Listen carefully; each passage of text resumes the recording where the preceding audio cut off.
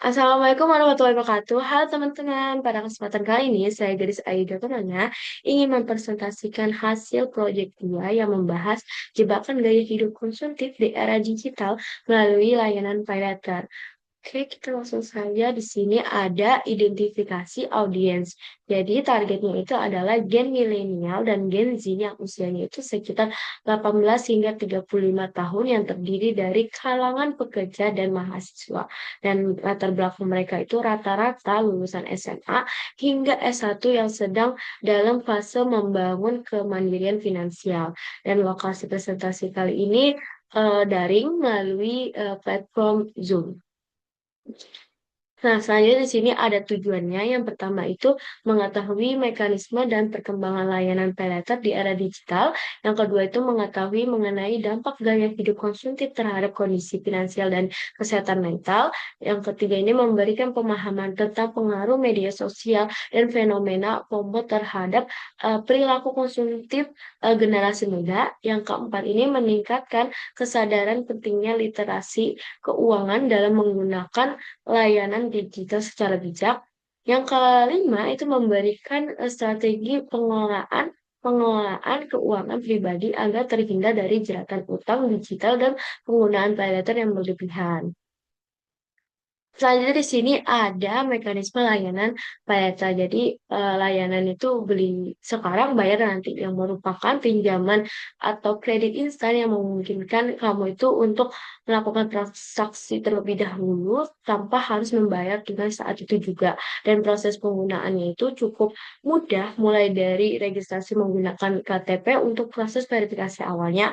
Lalu verifikasinya itu cepat dan sistem itu akan memberikan persetujuan dan menentukan beberapa limit kredit yang bisa digunakan. Lalu pengguna itu bisa memilih tenor pembayaran yang sangat beragam mulai dari 1 bulan, 3 bulan, 6 bulan, hingga 12 bulan yang memudahkan pembayaran bertahap.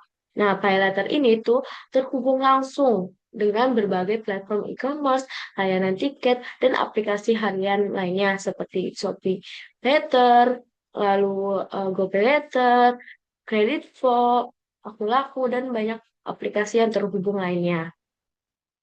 Selanjutnya di sini ada perkembangan layanan paylater di era digital. Jadi perkembangan layanan paylater di era digital ini berlangsung sangat cepat seiringan dengan kemajuan teknologi dan perubahan gaya hidup masyarakat yang semakin mengutamakan kepraktisan dan kecepatan. Dan mulai dari kemudahan aksesnya, lalu proses yang cepat, serta banyaknya promo dan diskon itu membuat layanan itu semakin diminati, terutama oleh generasi muda. Dan saat ini itu paylater itu tidak hanya digunakan untuk memenuhi kebutuhan penting, tetapi juga sering dimanfaatkan untuk memenuhi keinginan dan gaya hidup. Dan akibatnya banyak masyarakat itu menjadi lebih konsumtif karena mudah tergoda untuk membeli barang yang sebenarnya tidak terlalu dibutuhkan.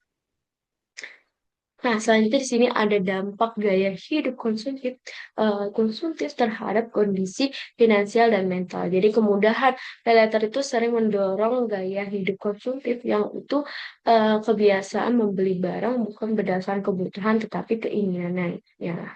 Dan dampak di sini juga ada dampak dari kondisi finansial. Yang pertama itu pengeluaran menjadi tidak terkontrol. Yang kedua itu utang menumpuk akibat penggunaan paylater yang berulang. Yang ketiga itu kesulitan menabung dan mengatur keuangannya. Dan yang keempat ini resiko terlilit bunga dan denda keterlambatannya. Setelah itu ada juga dari dampak kondisi mental. Yang pertama itu adalah timbul stres karena banyak tagihan. Yang kedua itu rasa cemas saat mendekati jatuh tempo pembayaran. Yang ketiga itu tekanan emosional akibat kondisi keuangan. Dan yang keempat ini eh, penyesalan setelah melakukan pembelian impulsif. Seperti itu teman-teman.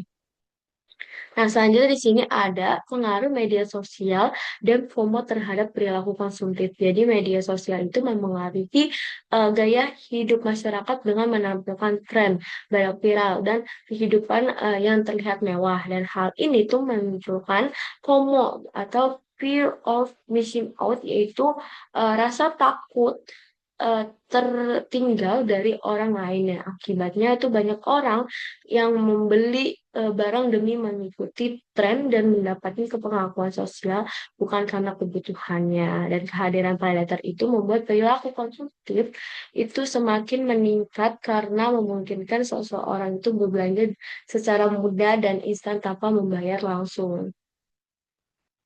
Nah, selanjutnya di sini ada pentingnya literasi keuangan dalam penggunaan layanan digital. Jadi yang kita harus tahu itu kita itu harus paham aturan mainnya sebelum bermain. Dan literasi keuangan itu membantu kita memahami bahwa paylater itu bukan uang tambahan, melainkan itu utang yang harus dibayar kembali.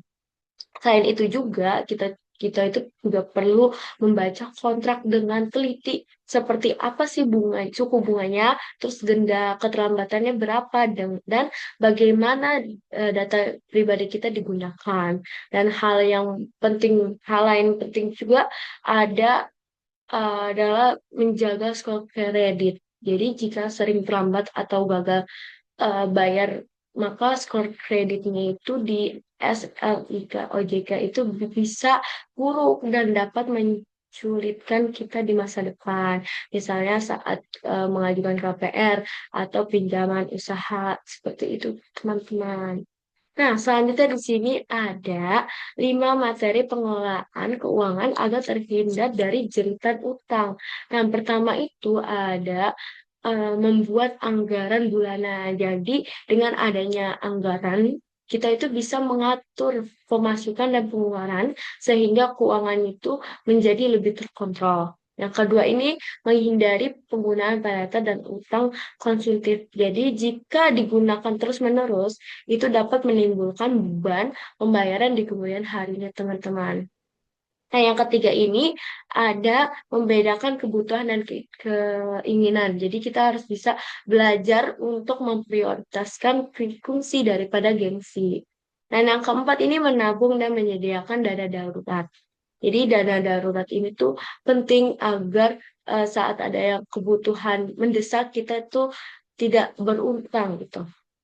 Selanjutnya di sini ada meningkatkan literasi keuangan pribadi. Jadi dengan memahami cara mengelola keuangan, kita itu dapat mengambil keputusan finansial yang lebih tepat dan terhindar dari masalah utang di masa depan.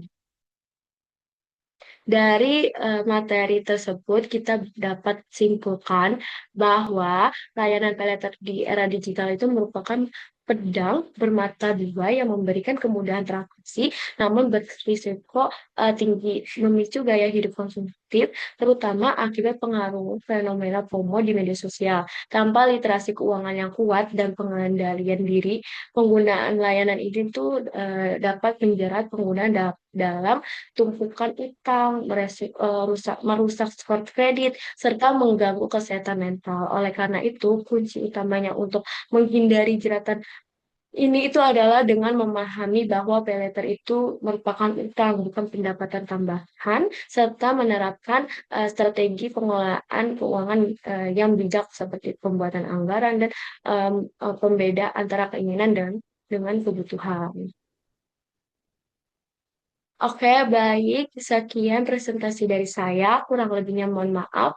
Wassalamualaikum warahmatullahi wabarakatuh.